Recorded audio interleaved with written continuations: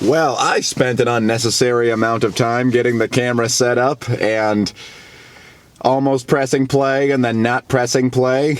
I feel like it hasn't even been that long. It's been about a month and a half since I filmed the video, but man, it doesn't take long for that rust to start, holding up the gears in the brain that allow me to do something like this. But I gotta give myself a little bit of leeway. I made 8 hours worth of videos this summer, which is just crazy to me. And I want to keep making videos through the winter time, and this is part of the reason why I need to make this video, is I need to address the difficulty that I will have in making videos, which is SAD, Seasonal Affective Disorder. Now, I don't know how much I want to say that I have SAD, or how much I want to pathologize, whatever mechanism is operating within me. I don't know if I necessarily want to attach a diagnosis, even if it's an accurate diagnosis, just because I don't know that it helps me in the long run. Maybe I'm just a little bit too woo-woo, like, well, I am not my diagnoses, I am just me. But to put it in a more practical, less pretentious way, it's just I don't have control over what a doctor would say I have. All I have control over is my actions. So do I have SAD? I don't know. But at this time of the year, it's getting dark a lot earlier. It's getting dark at about 5 p.m. right now. Soon it will be getting dark at 4 p.m. and my energy takes a tumble. Just like clockwork, it's very predictable. I saw it coming from a mile away. But it's a lot harder to go into things with a lot of energy, even things that I enjoy. And sometimes that lack of energy translates to a lack of enjoyment, if I allow it to, or if that's just the way things turn out. And it makes this time of year difficult in a lot of regards. There's a lot that's wonderful about this time of year, but there is a lot that's difficult about it. Mostly stemming from the lack of energy because of the lack of sunlight in the sky. In the Northwest, we already get quite a few rainy days. In the winter, we get some rainy days. And so on those days when it's both cloudy during the daytime, like we already don't have sunshine, and then whatever little sunshine we have goes away and it's completely dark, it just feels like a great big... It feels like a great big swamp I'm swimming through. It's just murky and dark, and not always the time of year when I have the most fun. It's kind of the inverse of summer, where I have elevated thoughts and feelings. That's why it was the prime time for me to make a video every day in the summer, partly because I had a new racing idea. I would say every single day, but it was more like every 20 minutes. My thoughts are really, really high up there. And I know manic is a word that's overused, just like anything related to mental health, like narcissism or something. And again, I don't want to pathologize, but I was more just manic as an adjective in the summer, as I am most summers. It made it easier to channel that kind of manic energy into a documentation of how I was feeling. And I'm happy for having channeled that, and I just don't know that there's as much way to channel the low energy. Because when you don't have that energy, there's not a whole lot of places to disperse it to. Antidepressants are something that have been suggested to me, because I've been on them before, and I've actually had pretty good results with them in the past. The times when I've gotten off them and gotten back on them, I felt the side effects stronger as I've gotten older. I don't know if that's a matter of, like, if I had just kept taking them consistently, then I wouldn't have them as badly. But antidepressants do drain my energy. They do help my mood. They help the depressive days a lot, most of the time. But the problem is that they already sap whatever little energy that I have, as well as a host of, other side effects that are rather unfortunate. Some of them I don't want to get into the detail of, but there's a big one that, you think of that's a pretty personal problem that happens with antidepressants. I just don't think that they're right for me at this time. And it's been suggested to me that I just take them this time of the year, and then I don't need to take them any other time. But the getting on and the getting off is always such a process. I mean, I feel the times that I've gotten off them, immediately I can feel that I'm getting angrier and more easily irritated and just more easily frustrated. It's just difficult. It's just difficult. I love that I have the option to do it. I love that I have the free agency to do them, or to get back on them. But I want to see what I can do without them. And that's a quest that I've been on for the past 4 or 5 years or so. I love antidepressants. Like, I love that they exist. I love that there's something out there that can help people when they're in a state that's similar to mine. I almost feel like I'm cheating by making this video on a day when it's sunny out and I can't actually articulate these points to you more strongly. I have more of the energy that I will lack on certain other days. But on certain other days, I probably won't feel the motivation to make a video about it. Yeah, it really is the inverse of the summertime, where it's just harder for me to feel compelled to say anything. To just say anything is energy. Like, not even anything physical. Like, forget, like, getting up and exercising and stuff like that. It's just to have a thought and to feel compelled to share it with anybody is, it's just more rare. It's more rare. There is kind of a golden hour of the day, and golden hour is a very cringy term, but it's, or magic hour, I think is what they say in, like, the film industry or the Instagram photography industry. There is kind of a magic hour where it is sunny and there's a lovely chilly winter breeze. That time of day is spectacular, and that's a time of day that I really cherish and look forward to every year. Getting outside on a nice sunny December day when it's cold and I got my big jacket. I love wearing big jackets. I love bundling up. I love wearing sweaters. I've been wearing sweaters most of the time since October when it's gotten really cold. I haven't been filming on those days. But then the one day when I finally get back into filming, it's laundry day, and so I'm just stuck with one of those polos that you saw me wear over and over and over again this summer. But I do have my lovely new winter coat, my LL Bean. That's too big for me, honestly. It does look a little bit silly. It looks like Nathan Fielder said about his comically oversized suit and his totally real experience with the police. I look like a Dick Tracy villain. Yeah, it's nothing like the summer, and that's why I couldn't do a daily winter film challenge. I mean, I probably could. I probably could bring myself to do that. Maybe that'll be a goal for next year. But here we are. Here we are. We are here in the slow, moving, trudgy, dark days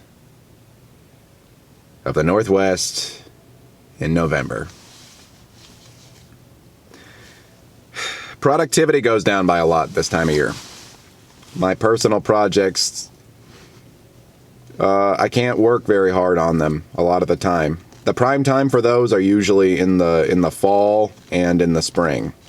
Because in the summer, I'm too manic and too easily distracted. And then in the wintertime, I'm too downtrodden and can't kickstart that energy.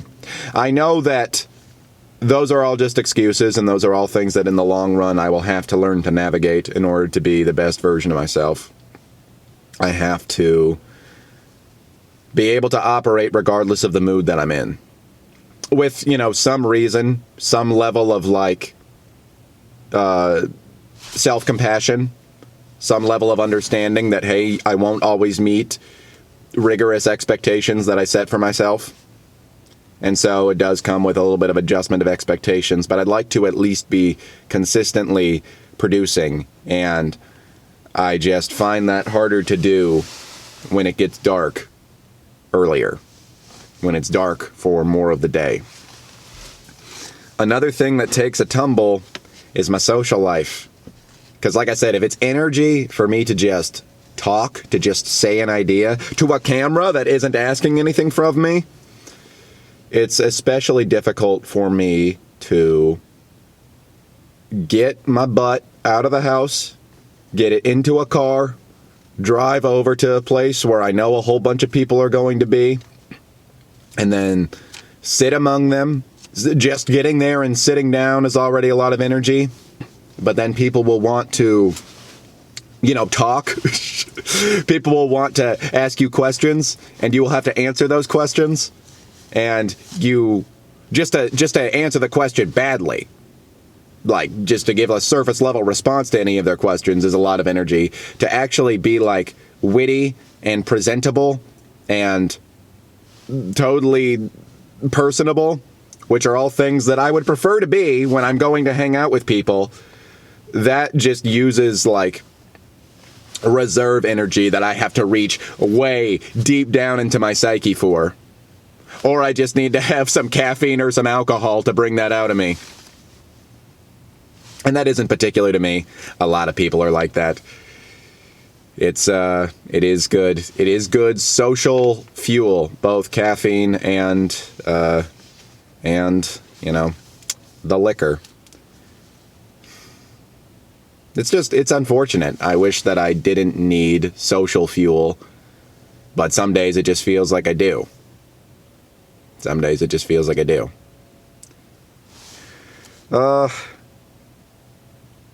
Okay, this is the part where I'm going to start talking about solutions, or if not solutions, ways that I can address this problem in a way that still respects my feelings, but perhaps produces better outcomes in the outside world.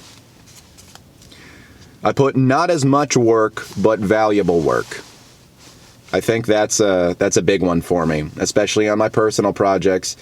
I don't necessarily know that I'll be able to, I'll give you an example. I like recording music, and some days when I really get the bug, I am making, the creative bug, I am producing a song every other week or something like that. Lyrics are just flowing out of me. I can just get them onto the page with ease. When it's dark outside, that's not as easy. And so I need to sort of more move into the micro habit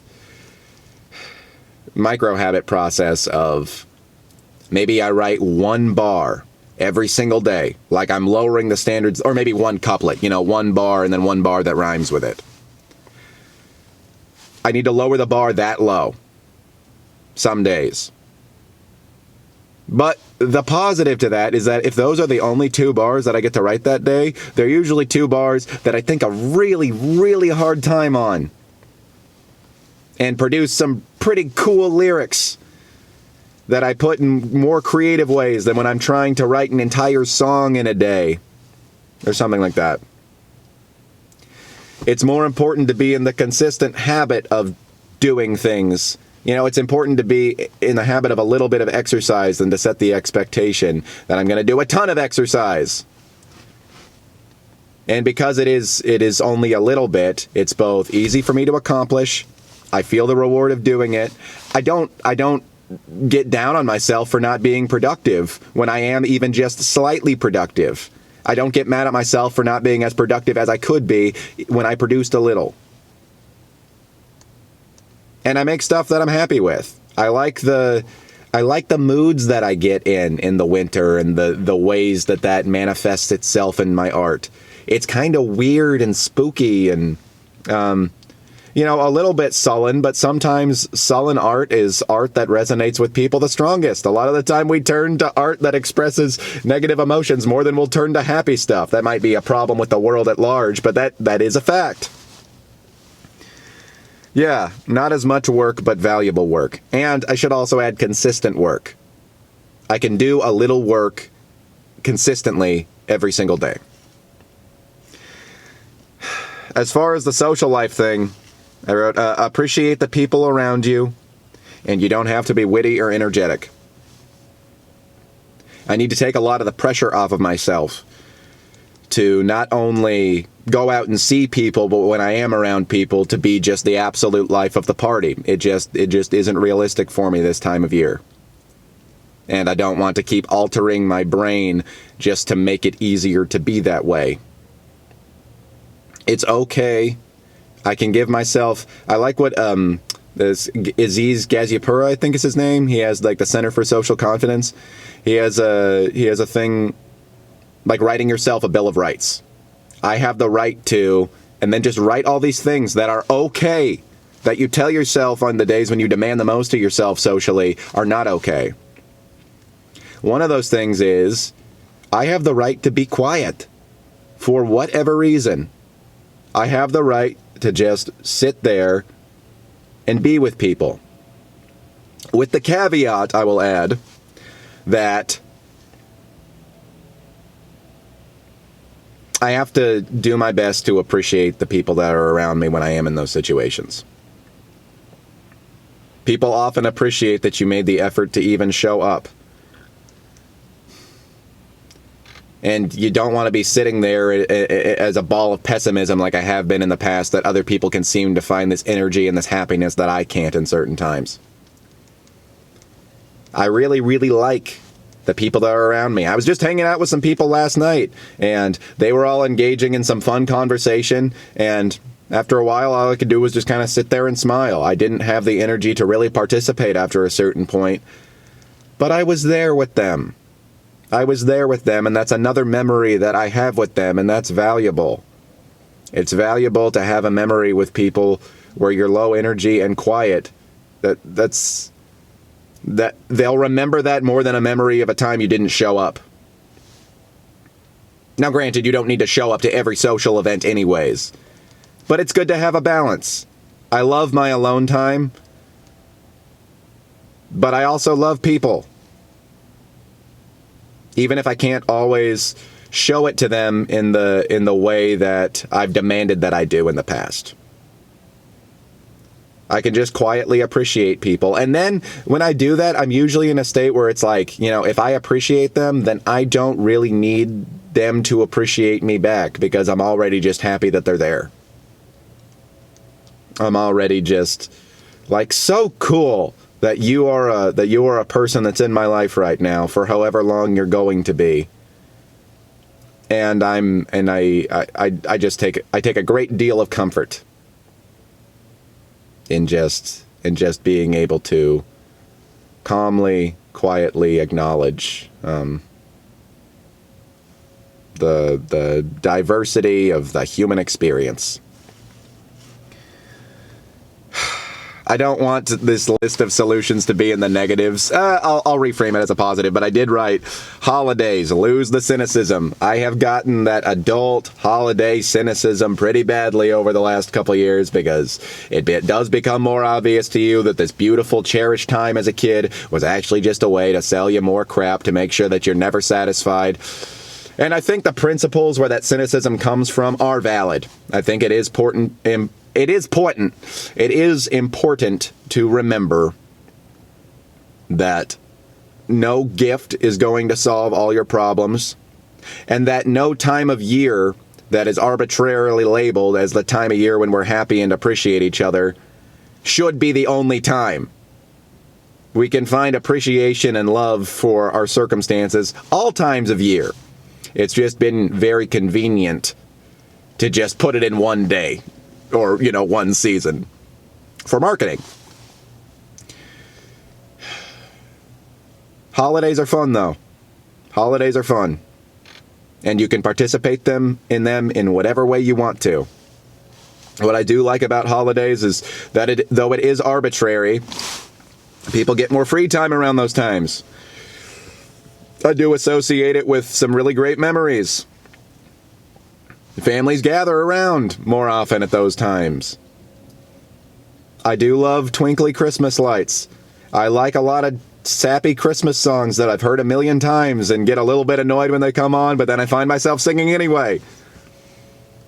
There's a lot that I still like about the holiday, even despite the little Grinch that's in me. I think the little Grinch that's in all of us does have some points, does have some valid points to make. And at the same time, it's like, do you want to be totally valid and right, or do you just want to enjoy yourself? It requires a balance. I'm not happy when I follow the rules that society lays out for how you're supposed to appreciate the holidays. But I'm not happy when I completely disregard the fact that there is a holiday at all.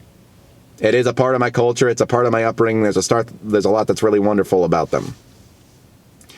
It's challenged by choice. I gotta approach the holidays in my own way that makes me happy, and I get to decide that, and nobody else gets to decide that for me. And that's what's cool about being a person. This is a very particular thing to me, but I'm back working on my novel again. I am working toward finishing the third draft, and I'm about halfway there with it.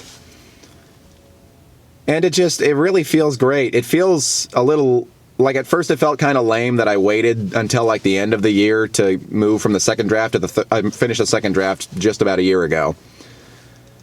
But it's just a novel that really is hitting me in a good place at this time of year, because it's not frantic energy. It's a very, very simple story. Well, okay, it's simple in certain ways. It's a simply written story, I should write.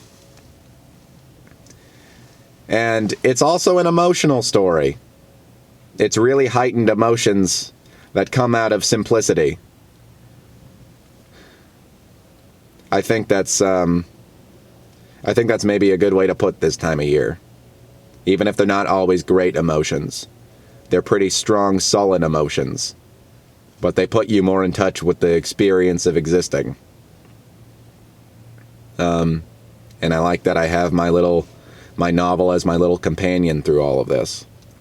I specifically remember last year when I was writing the second draft, right before I finished the last chapter that I wrote, which was actually the first chapter, the opening of the book, I found out that one of my old caregiving clients had passed away.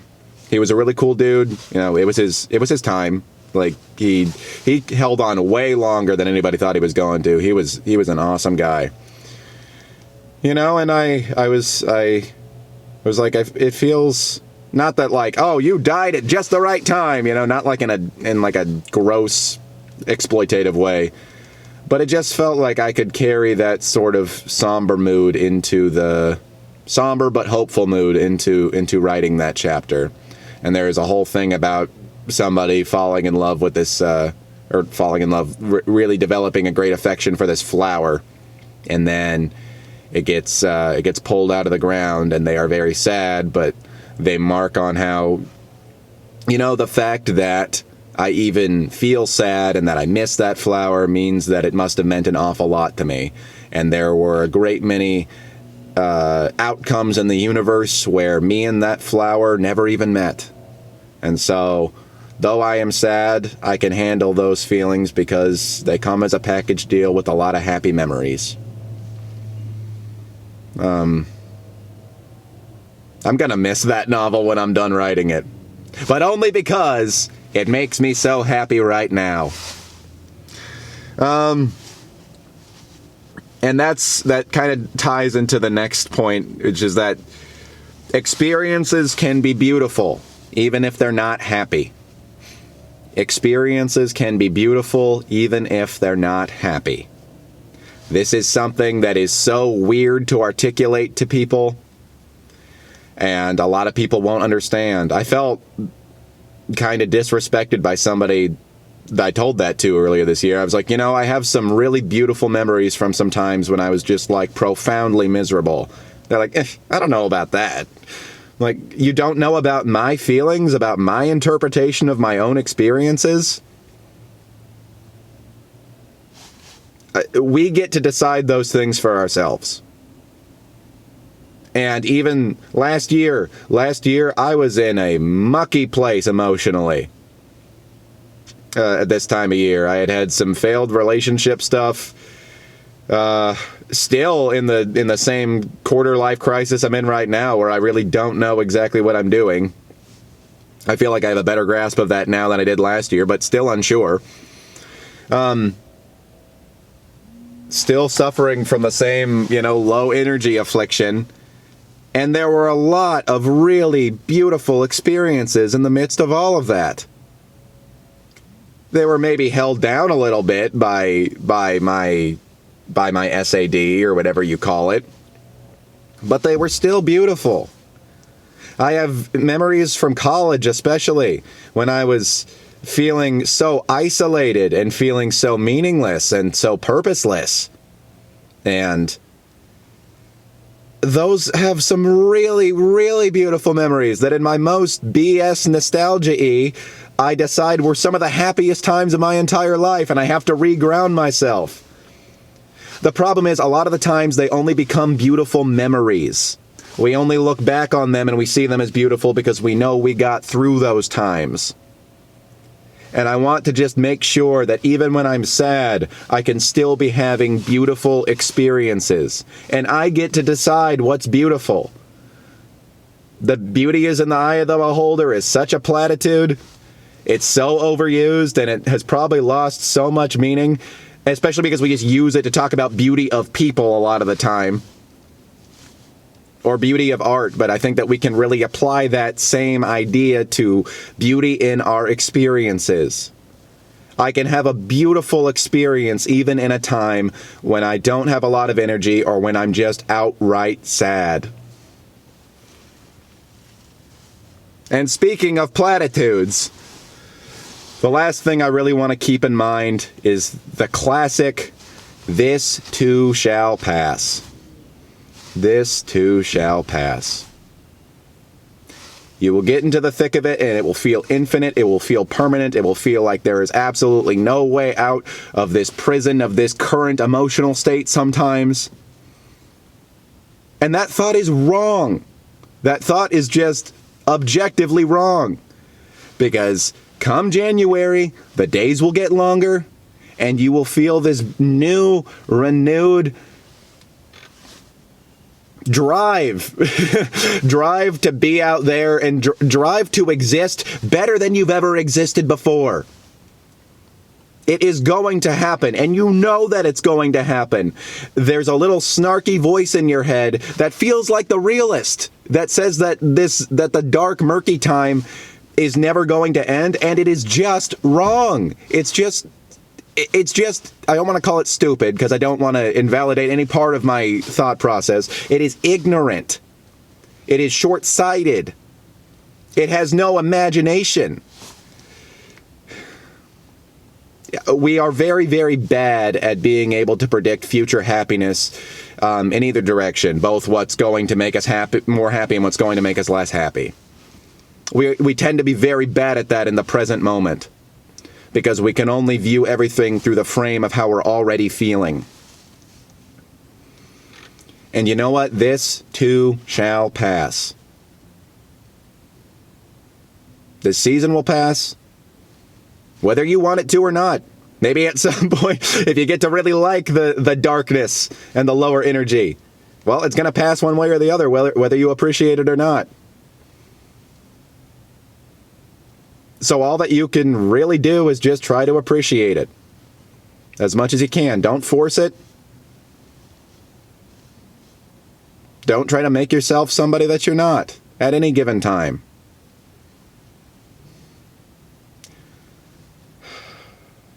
More just embrace it. Just take plenty of moments to look around you like you could be doing the entire year if you wanted to.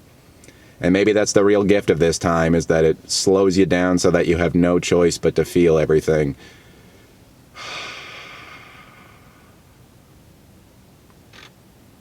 With that wonderful chilly air and all those leaves on the ground blowing past you in that high-speed wind. You just be exactly who you are, because that's exactly the way that you just kind of have to be right now. Take care.